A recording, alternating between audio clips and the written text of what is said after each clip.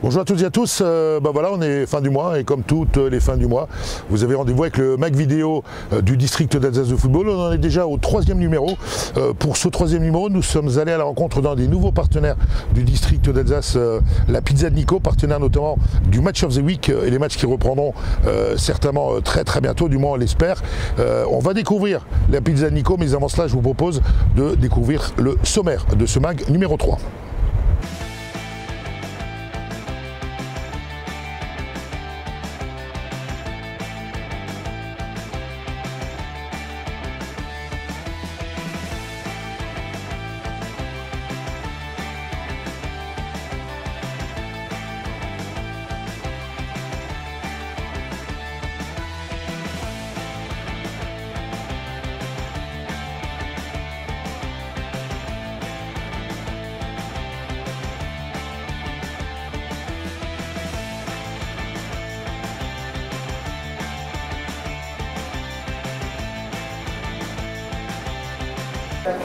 Voilà, vous venez de découvrir le sommaire à l'entrée de la Pizza de Nico. Là, on est juste dans les cuisines de la Pizza de Nico, bien évidemment protégées et masquées. Premier rendez-vous de ce magazine, c'est l'actualité du district en 120 secondes.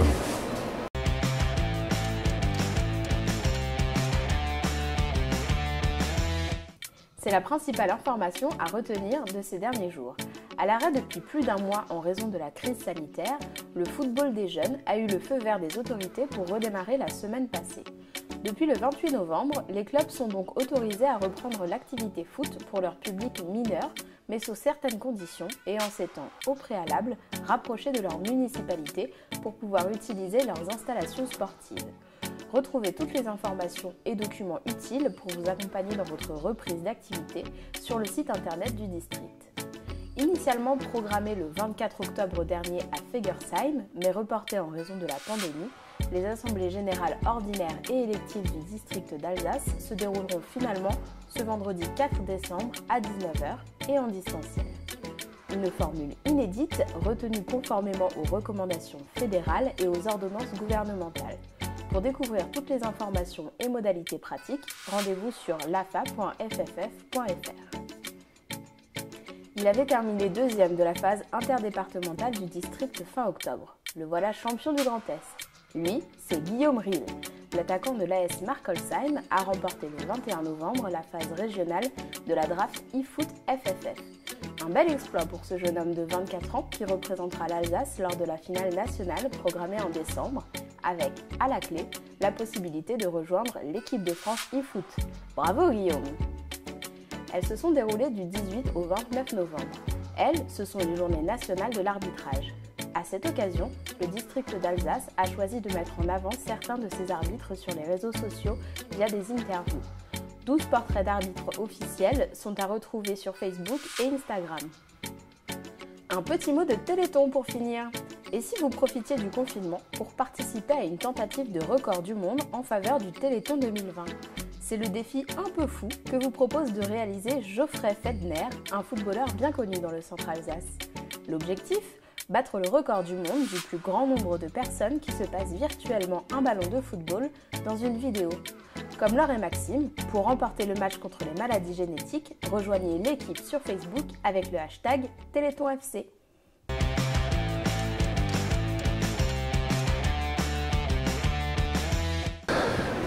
Voilà, ça fait un peu plus d'un mois que nous sommes à nouveau confinés, que toute l'actualité footballistique en Alsace s'est arrêtée. Néanmoins, vous avez tous continué à garder le contact avec vos licenciés, avec vos joueurs, avec vos dirigeants.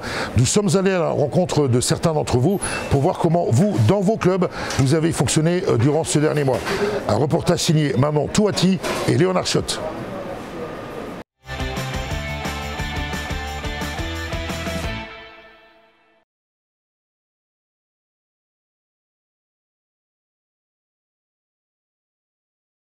Moi, je l'ai vécu personnellement avec une certaine ambivalence, parce que d'un côté, il y avait cette nécessité de mettre en place des mesures pour garantir la sécurité sanitaire du plus grand nombre. Et après, forcément, les passionnés qu'on est tous, il y avait cette frustration de devoir mettre nos structures en sommeil. Très honnêtement, on a pris ça vraiment comme une bombe, comme un gros coup de massue. Je m'explique.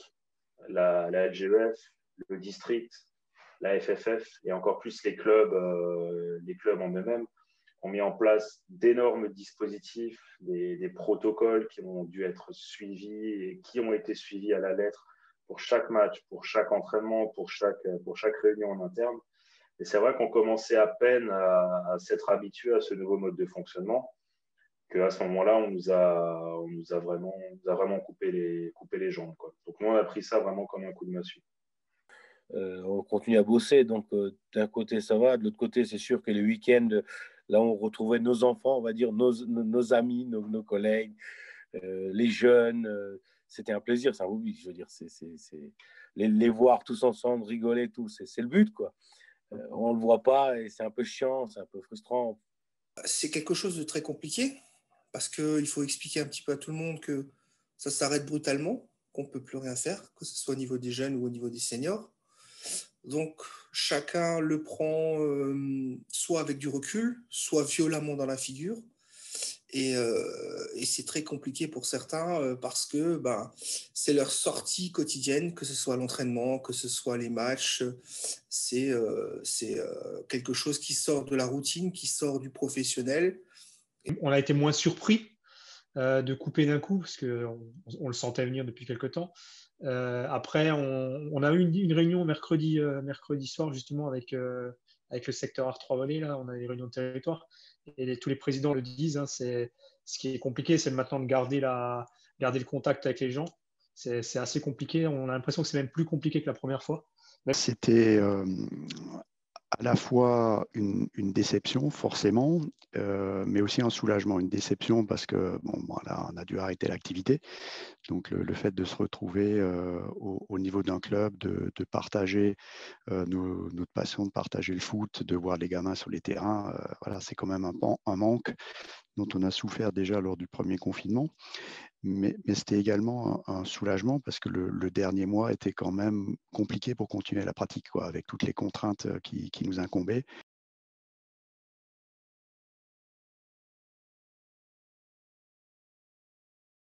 La consigne a été passée de garder le lien avec les licenciés.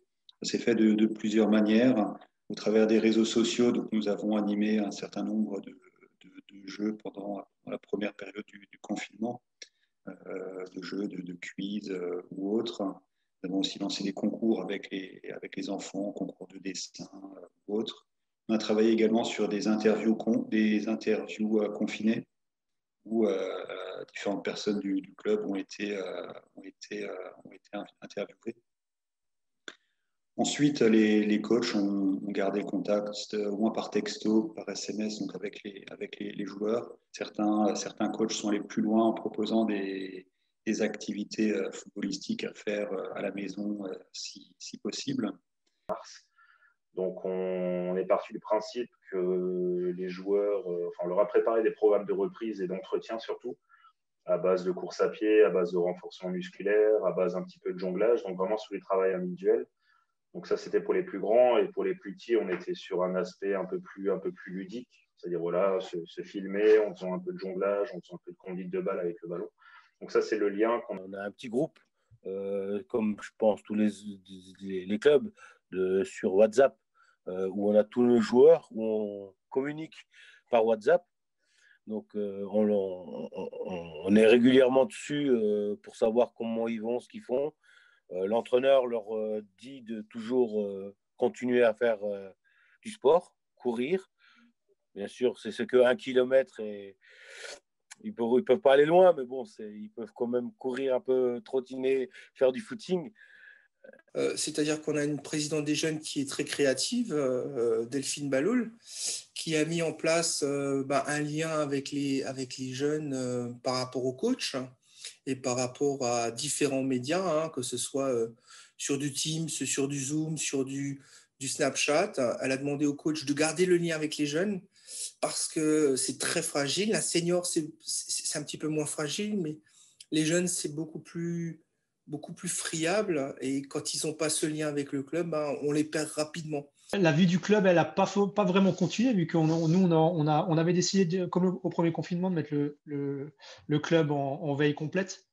C'est-à-dire on était en relation, nous, au comité, pour voir ce qu'il y avait à faire, etc. Et par contre, on n'avait plus de relation avec nos enfants et nos joueurs seniors.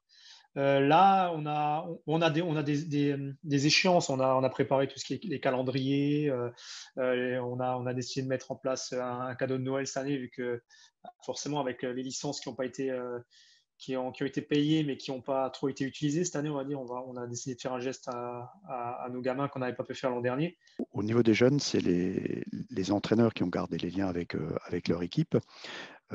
Néanmoins, ce qu'on a fait au niveau du club et la personne, donc Baptiste, qui s'occupe un peu de la communication et des réseaux sociaux au niveau du club, qui a publié un certain nombre d'événements. On a pris l'habitude aussi donc, de communiquer d'abord avec une newsletter, mais on a rajouté des petits jeux, des petits défis. Donc on a lancé par exemple un questionnaire sur le 100e anniversaire du club.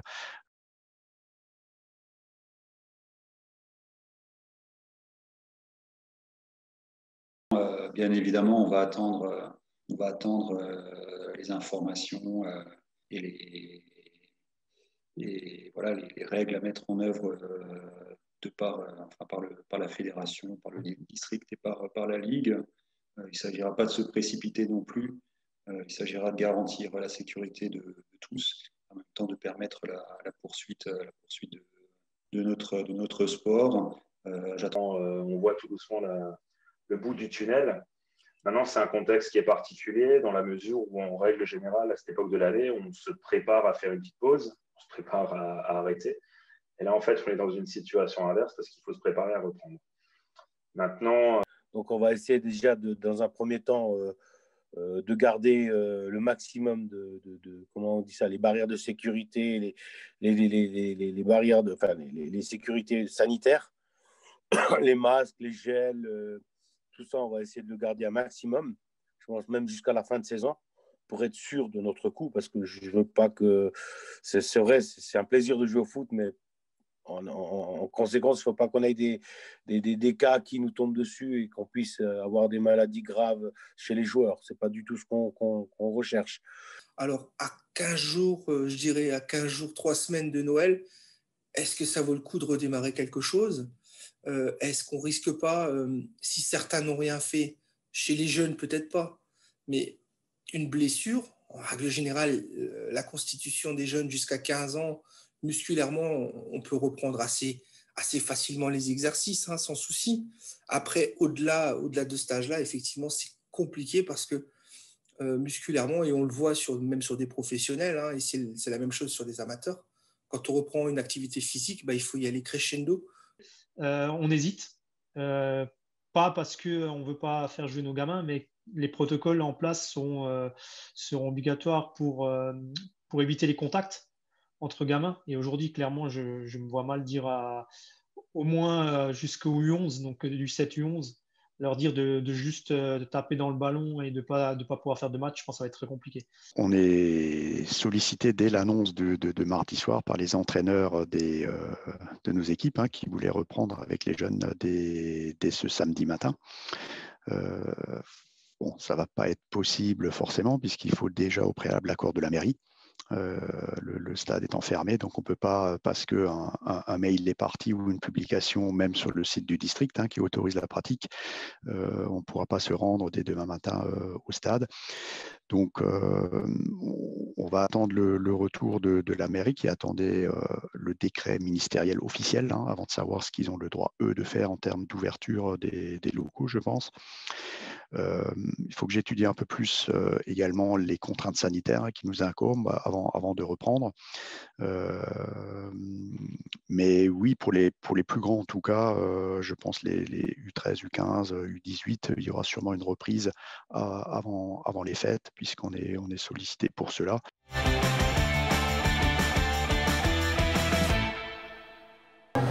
Malgré le confinement et les restrictions, plus que jamais, le district d'Alsace de football reste à votre service. Les infos du district résumées par Ameline Rodriguez.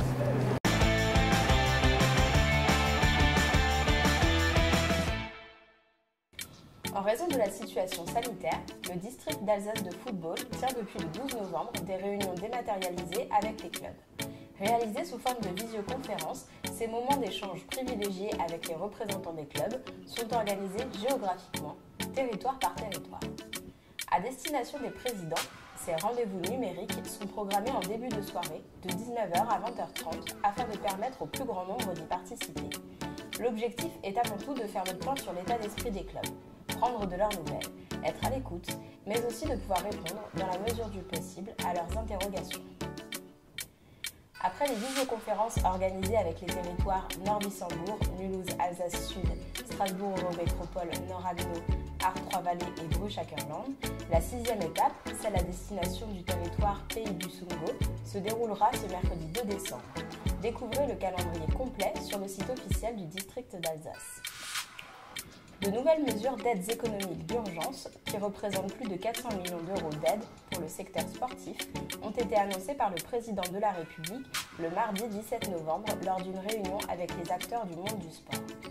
Retrouvez dans la rubrique « Service au club » du site internet du district les perspectives ouvertes par ce plan de relance pour le sport ainsi qu'un tour d'horizon des dispositifs proposés aux associations sportives. En complément du Fonds national de solidarité, le district d'Alsace a souhaité poursuivre son accompagnement auprès des clubs en cette période de crise sanitaire. Destiné à se doter en matériel technique et ou en équipement sportif, un bon d'achat d'une valeur de 250 €, utilisable auprès de l'enseigne Sport 2000, est offerte par l'instance alsacienne à l'ensemble des clubs. Rendez-vous dans les boîtes mail club pour le découvrir et profiter de cette offre valable jusqu'au 31 décembre. Depuis le début de la crise sanitaire en mars, le district d'Alsace de football tient à disposition des clubs et des licenciés un article permanent lié à l'évolution de la situation sanitaire et des mesures prises dans ce sens. Regroupant toutes les informations à savoir concernant l'évolution de la pandémie du coronavirus, cet article est actualisé jour après jour. Retrouvez-le sur la page d'accueil du site internet du district, lafa.fff.fr. Depuis son redémarrage début septembre et malgré le reconfinement, l'émission 100% Racing tourne toujours à plein régime. Le concept est simple. Chaque semaine, un club est accueilli par Guy Var et son équipe dans le studio strasbourgeois. Chaque soir, un représentant de l'association invité intervient dans l'émission pour apporter sa vision, son expérience et son avis sur la saison du Racing, mais également pour parler de son club. Au-delà d'offrir une belle tribune médiatique, c'est l'occasion de vivre une expérience unique en son genre et de découvrir l'envers du décor d'une émission de radio. Alors n'hésitez plus, inscrivez-vous grâce au formulaire disponible sur la page d'accueil du site internet du district d'Alsace de foot.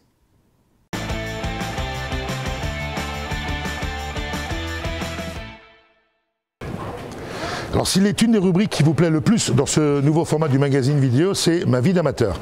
Et bien là, pour ce numéro du mois de novembre, avec Steve Delaney, nous sommes allés à la rencontre d'un des capitaines emblématiques du Racing Club de Strasbourg.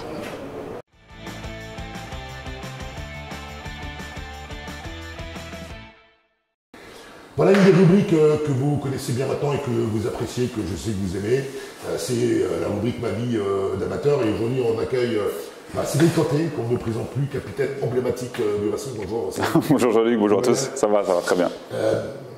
Derrière chaque footballeur professionnel se cache forcément un footballeur amateur. J'aimerais, Cédric, que tu nous racontes tes premiers pas dans le foot amateur.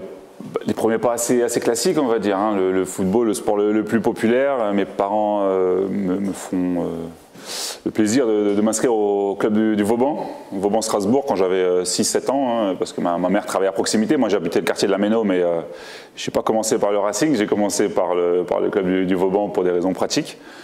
Et voilà, c'était le stade, les terrains stabilisés, les débutants, les poussins, enfin le parcours classique où on joue surtout pour le plaisir avec des éducateurs en or et une super ambiance familiale, quoi. Un souvenir particulier de ces débuts d'amateur, quelque chose qui t'est resté dans ta tête? C'est tous ces tournois, hein, quand on partait dans les villages, l'odeur, alors souvent on dit ça sent sandwich merguez entre les matchs, mais c'était un petit peu ça l'ambiance, hein. On était tout petits avec des parents qui nous accompagnaient, et puis même s'il n'y a pas toujours les victoires au bout, mais cette ambiance, cette alchimie, c'est ce qu'on venait chercher en jouant au foot, hein, quand on était petits, Et c'est vrai que participer au tournoi, parfois il y avait les coupes, parfois il y avait les médailles, mais il y avait surtout les frites et les merguez entre les matchs. C'était une ambiance générale et ça c'est quelque chose qui manque et qui nous faisait vraiment plaisir. Oui, et puis c'est ce qui fait surtout vivre les clubs et c'est ce qui nous manque surtout en ce moment. Alors on va quand même parler un petit peu de Racing tout à l'heure et de ton passage avec Méno, mais ce qui est assez intéressant, c'est que tu as commencé au Vauban et tu es revenu au Vauban après ta carrière professionnelle. C'est ça. Tu as rejoué encore 2 ou 3 ans. 2 ans, c'est ça. Ouais, c'était histoire de boucler la boucle dans un club que je connais bien. J'habitais pas très loin en plus. Après, c'était différent parce que là, c'était entre guillemets, le haut niveau amateur, avec un peu de pression quand même. Moi, j'avais pas joué en senior au Vauban, j'étais parti à 16 ans, même 15-16 ans au Racing. Mais c'était sympa de revenir là, il y avait des têtes encore bien connues, Gilbert Arens, entre autres. Donc, c'était un peu un retour à la maison, quoi. Et puis aujourd'hui encore, vous ne le savez peut-être pas, tous les clubs aimeraient avoir un jeune homme svelte comme lui à 41 ans. Aujourd'hui encore, tu as toujours une licence à l'Intermédo. Voilà, j'ai toujours joueur amateur.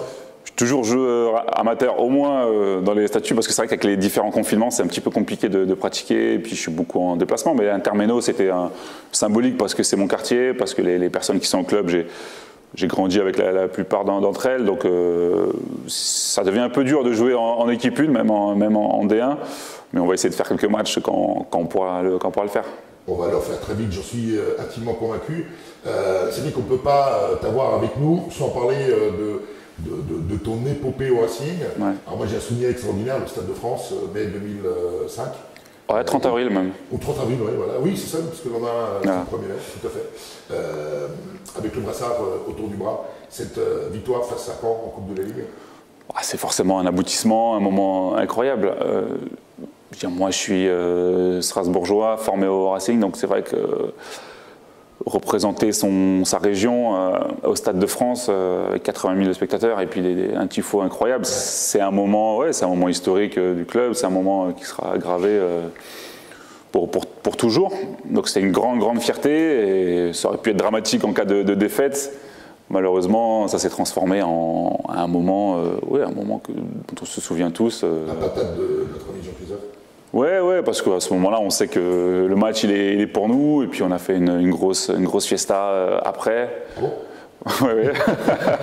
Et puis une super fin de saison aussi, où on bat Sochaux, on bat Metz, on marche un peu sur l'eau.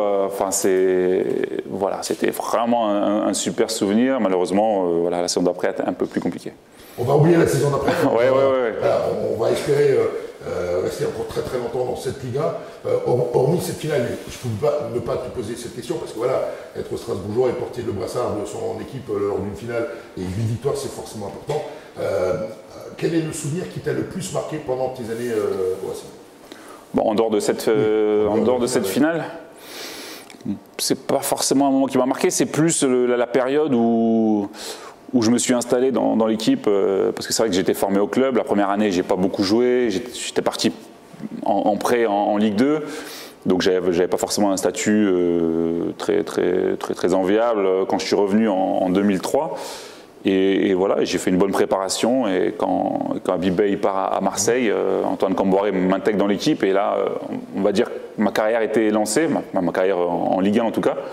Et c'était un moment important pour moi parce que c'est quelque chose qui s'était construit, c'était pas forcément écrit.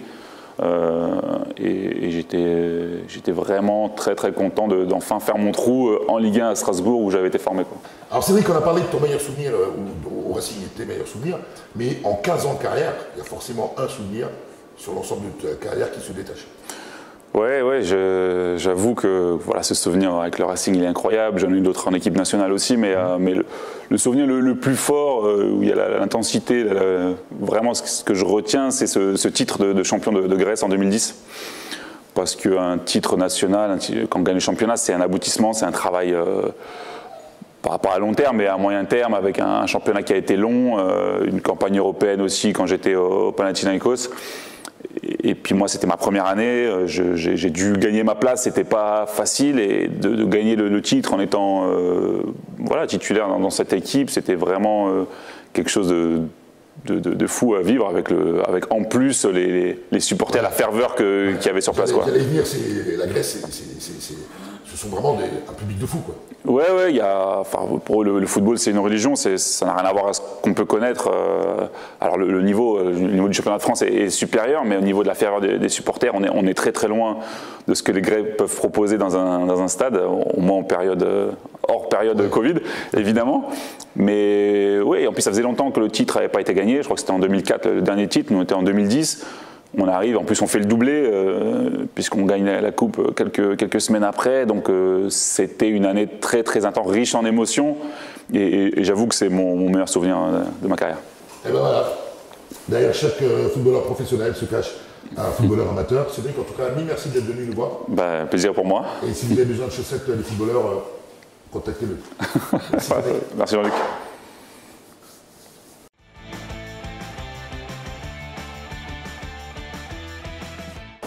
Alors pour ce troisième magazine, le partenaire du mois, c'est un nouveau partenaire chez nous au sein du district d'Alsace, via notamment les opérations Match of the Week, c'est la pizza de Nico. Alors Nico, bonjour tout d'abord. Bonjour. Merci de nous recevoir chez toi dans un de ces très nombreux restaurants. La pizza de Nico, ça fait 20 ans cette année. J'ai juste envie que tu nous dises comment ça a démarré tout ça. 20 ans, c'est vrai, c'est beaucoup, mais en même temps, on est une jeune entreprise. 20 ans, c'est... premier point de vente Nord-Alsace à Bischwiller, c'était un tout petit point de vente, 45 mètres carrés, on faisait uniquement de la vente à emporter. Et après, au fur et à mesure, des rencontres, des amis, des connaissances, le réseau a commencé à se constituer. Et là, on est 30 points de vente, principalement dans l'Est, mais pas seulement. On est aussi dans la région bordelaise, à Montpellier, à Valenciennes, dans la région parisienne, et avec des belles perspectives de développement. Le projet commence à s'accélérer et on se projette en 2025 à une centaine de points de vente. Alors avec une des particularités de l'établissement, des établissements de la pizza de Nico, c'est une carte qu'on peut découvrir toute l'année, mais ce sont aussi des pizzas éphémères, mon cher Nico. Et ce qui est d'autant plus rigolo, c'est que vous faites participer vos clients, vos fans, au travers de battles. Effectivement, ça fait 5 ou 6 ans maintenant que nous avons lancé une carte de pizza éphémère. Donc on s'est inspiré un peu du prêt-à-porter avec des collections printemps-été et automne-hiver. Et en partant de l'idée qu'on ne mange pas de la même manière l'été comme l'hiver. Et donc l'été, on propose plutôt des pizzas plus légères, beaucoup de fruits, beaucoup de légumes de saison. Et l'hiver, des pizzas un peu, les pizzas de saison, basse crème, avec du lardon, du jambon, des choses comme ça. Beaucoup de fromage pour les pizzas d'été. Et effectivement, à chaque changement de carte, on fait participer nos fans sur les réseaux sociaux pour choisir certaines de nos pizzas. Alors, Pizza Nico, nouvelle entrant dans le monde du football alsacien, football amateur, tout d'abord avec le parrainage du Match of the Week by la Pizza de Nico, mais aussi au travers d'un partenariat qu'on a réussi à conclure tous ensemble avec le Racing Club de Strasbourg et cette fameuse pizza Racing. Oui. Alors Nico, il y a quoi sur cette pizza? Elle est forcément bonne, une pizza qui s'appelle le Racing, elle peut être que bonne. Donc c'est une pizza qui a été plébiscitée par nos fans, par nos fans pizza de Nico et par les fans du Racing. Et c'est une pizza qui est avec une base, on est en Alsace, une base crème forcément, voilà, ça s'apparente un peu à la tarte flambée, avec des bons lardons, du bon jambon, avec la mozzarella fior di latte. C'est une excellente, voilà, ça c'est pour toutes nos pizzas, c'est une qualité exceptionnelle de mozzarella. Il n'y a pas beaucoup de gens, pas beaucoup de pizzerias qui peuvent se permettre cette qualité fior di latte, donc fleur de lait. Et on finit avec un œuf, non, on finit avec de la ciboulette. Voilà, merci Nico de nous avoir accueillis ici chez toi. Et puis vous, les dirigeants du football amateur, on vous réserve quelques bonnes surprises avec des produits faits pour vous. Et surtout, on va vous en faire gagner des pizzas de Nico sur nos différents réseaux. En attendant, vous pouvez continuer à découvrir l'ensemble de ces pizzas de Nico en Quick and Collect, en Deliveroo, en Uber Eats. Et en attendant, rendez-vous sur www.lapizzadenico.com. Nico, merci. De rien, Jean-Luc. Voilà, on poursuit ce plateau partenaire avec un nouvel invité, c'est Jean-Luc Delano, responsable commercial du Racing Club de Strasbourg. Bonjour Jean-Luc. Bonjour Jean-Luc. Alors, si on a proposé à Jean-Luc de venir nous rejoindre ici, c'est pas neutre, puisque c'est la première fois dans l'histoire du football français qu'un partenariat est conclu entre le club professionnel de la région, les instances dirigeantes alsaciennes du football amateur et une enseigne. On en est très heureux, Jean-Luc, c'est assez naturel finalement puisqu'on y pensait depuis pas mal de temps. Et la période de stabilité du club nous a permis effectivement de finaliser ce partenariat inédit et innovant dans le paysage du foot. Bon, le constat il est simple, c'est que quelque part le foot amateur ne va pas sur le foot pro et vice-versa. Ça on le sait, on se le dit souvent. 80 000 licenciés, 600 clubs, c'est un maillage de proximité également qui est très important, très intéressant pour le Racing. Ce sont quand même les principaux, les premiers suiveurs du Racing dans les tribunes de la Méno. Donc on avait à cœur effectivement d'établir une passerelle. On est très friand au Racing de développer des univers thématiques, et le foot amateur en réalité c'est le premier univers. Et alors ça se complète bien parce que les offres que peut proposer un club professionnel comme le Racing et les offres que peut proposer un district comme celui de l'ALAFA sont tout à fait complémentaires. Complémentaire, Jean-Luc, c'est le mot que j'allais utiliser. Non, pleinement, en termes de sponsoring, on a d'un côté effectivement la visibilité, la puissance, les contenus, etc. Et on trouve avec le foot amateur le maillage, la proximité, à laquelle on est très attaché au Racing. On est très ancré sur le territoire et évidemment le fait de pouvoir développer, proposer une plateforme commune, foot pro, foot amateur, c'est une offre très attrayante pour les deux. Jean-Luc, pour conclure, depuis le début de la saison, c'est une saison bizarre avec des jauges réduites dans un premier temps et aujourd'hui des matchs à huis clos. Ça ne doit pas être facile aujourd'hui de valoriser les partenaires du Racing Club de Strasbourg. Alors, à la fois, on est confronté à des nécessaires adaptations liées au contexte Covid évidemment, mais qui en réalité s'inscrivent dans une évolution des pratiques sponsoring. On a fait un gros travail depuis 2-3 ans de développement des contenus. Et aujourd'hui, je dirais un sponsoring normal s'appuie évidemment sur des ingrédients classiques, comme sur une pizza. Donc on a le logo, les droits d'image, de la panoptique, de l'hospitalité. Mais on migre de plus en plus sur aussi des contenus, des sponsorings de contenus multimédia qui sont développés sur nos canaux, sites web, réseaux sociaux, etc. Donc on est dans cette pratique-là en réalité depuis 3 ans. Le contexte l'accentue et on doit juste prendre la précaution dans ce que l'on fait, on va dire d'une sobriété. Bon, le contexte n'est pas facile, donc nos coms, on s'efforce de les rendre soft et de ne pas porter trop beau non plus. Alors si on n'a pas beaucoup joué au foot sur les terrains verts, on a beaucoup joué au e-foot sur les consoles. Et notre Alsacien, Guillaume Ril, vainqueur au niveau du Grand Est de la draft e-foot, représentera notre région lors de la finale organisée par la Fédération Française de Football. Manon Touati est allé à sa rencontre.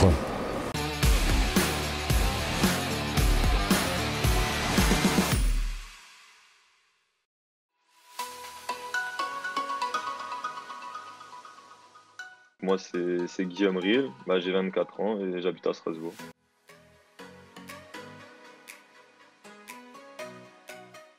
J'ai commencé le foot à 3 ans et demi, donc très très jeune. J'ai commencé à Chervillers, à côté de Célestat. On a passé 7-8 ans là-bas et en fait on a fait monter, on avait vraiment une génération incroyable. On a fait monter le club dans les meilleures divisions.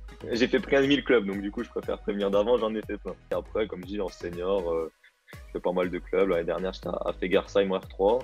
Et là, avec le Covid et tout ça, je suis retourné à Markolsheim du coup avec mes collègues. Et je pense que maintenant, je vais arrêter de changer de club parce que partir à droite à gauche à chaque fois, c'était un petit peu compliqué, quoi.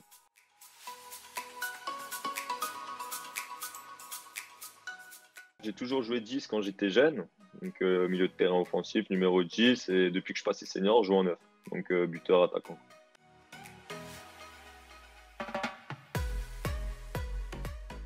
Ma société en web marketing, donc tout ce qui est création de sites internet, j'aide les entreprises à être mieux positionnées sur les moteurs de recherche et pas mal de choses dans cette activité-là.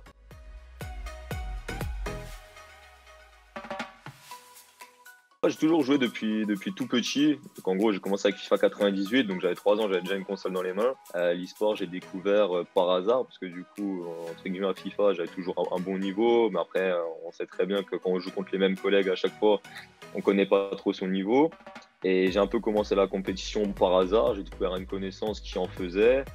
Puis, au fur et à mesure, on se confrontait toujours aux mêmes personnes. Et un jour, il y avait un tournoi à Célestat. Du coup, c'était un tournoi où il y avait pas mal d'argent en jeu à gagner. En fait, j'y suis allé hyper confiant parce que c'est tous mes copains qui participaient, tous mes collègues, et que des gens que je connaissais qui participaient. Et finalement, je suis tombé contre un mec qui m'a mis 6-1 en finale, qui s'avérait être l'un des meilleurs joueurs français à l'époque.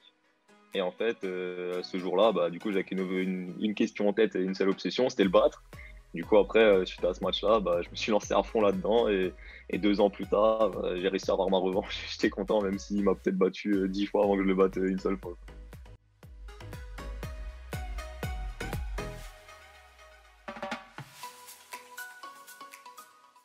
Je me suis retrouvé un petit peu dans la poule de la mort. Donc en fait, j'étais dans la poule avec le favori de la compétition qui était Benouz, un autre joueur qui est coach FIFA également comme moi, Hugo, et quelqu'un qui avait gagné le dernier tournoi de la LGF l'année dernière à Melco. Donc du coup, c'était un petit peu compliqué, c'était un petit peu chaud pour moi au départ. Heureusement, j'ai réussi à m'en sortir, je suis arrivé 2e.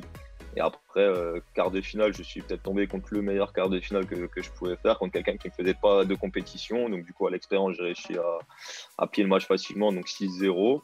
Et après, la demi-finale, je joue contre un ancien coéquipier à moi. Voilà, c'est comme dit, c'est un match FIFA, donc tout peut se passer. J'ai gagné 5-2, je crois, ou 4-2. Et après, la finale, c'était très très compliqué. Du coup, premier match 1 partout. Du coup, on a dû rejouer le match. Le deuxième match, je perdais 2-0. J'ai réussi à revenir à 3-2. Et pour une fois, la chance, elle a un peu tourné en ma faveur. Donc, c'est plutôt cool.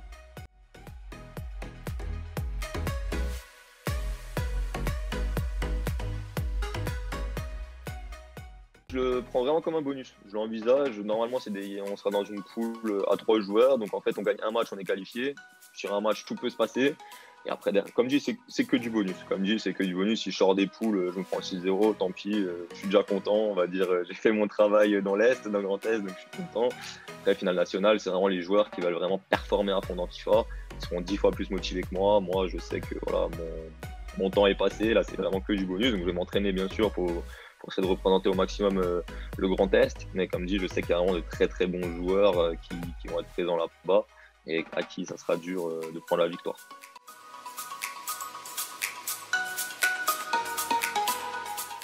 Pour ma part, je vais être plus investi en tant que coach et en tant qu'organisateur de tournois, etc., pour m'investir à fond dans l'e-sport. Ma carrière, on va dire, elle est un peu passée. J'ai 24 ans à l'heure actuelle. Il y a plein de petits jeunes qui toquent à la porte, qui ont 16 ans et qui veulent tout déchirer. Moi, j'ai plus autant le temps qu'avant de m'investir à fond là-dedans. Il y a quand même pas mal de choses à faire pour avoir un très très bon niveau.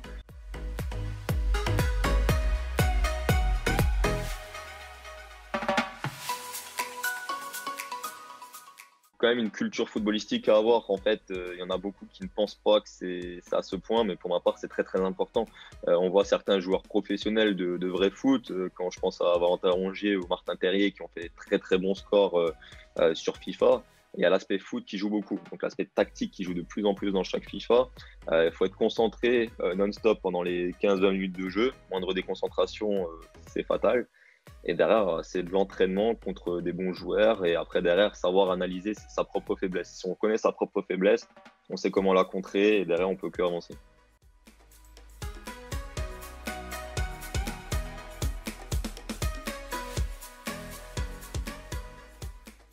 Alors, pour la suite, déjà, de ne pas être ridicule pour la finale nationale. Parce que du coup, vu le niveau qu'il va avoir, ça va être très, très compliqué.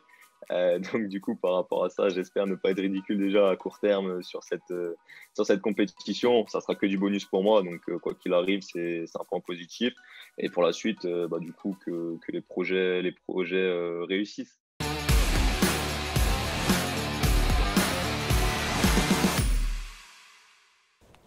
Nouvelle rubrique dans ce 3e numéro du Mag Vidéo du district d'Alsace du football, l'œil du pro, car qui de mieux placé qu'un vrai professionnel pour vous donner et prodiguer de bons conseils. Pour ce premier numéro, on est allé à la rencontre de Denis Hillenbrand, directeur de CSE, qui entretient plus de 250 terrains de football pour vous prodiguer de bons conseils. On découvre ça en images.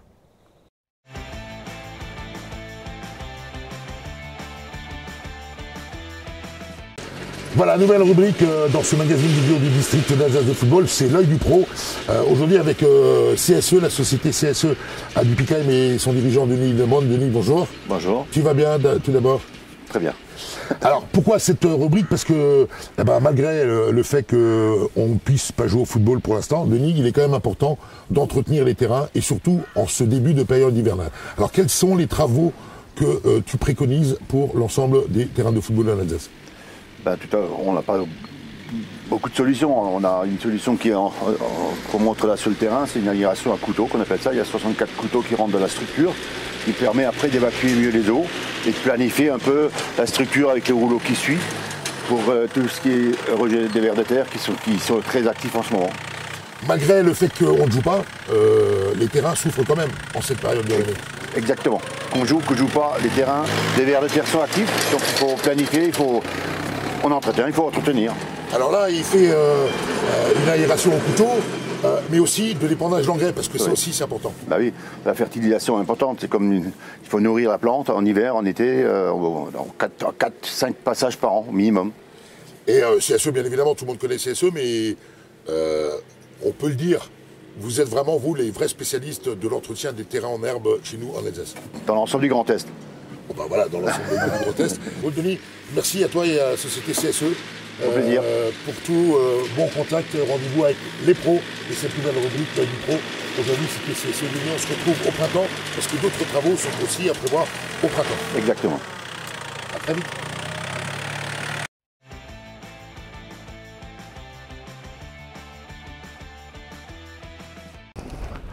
Voilà, c'est la fin de ce mag numéro 3. Comme à chaque fois, si vous avez aimé, dites-le nous, faites-le savoir, partagez. Rendez-vous sur le site officiel, la page Facebook, sur LinkedIn, sur notre chaîne YouTube. Et on se retrouve très bientôt pour de nouvelles aventures avec notamment notre ami de la pizza Nico. Nico, merci et à bientôt. Merci Jean-Luc.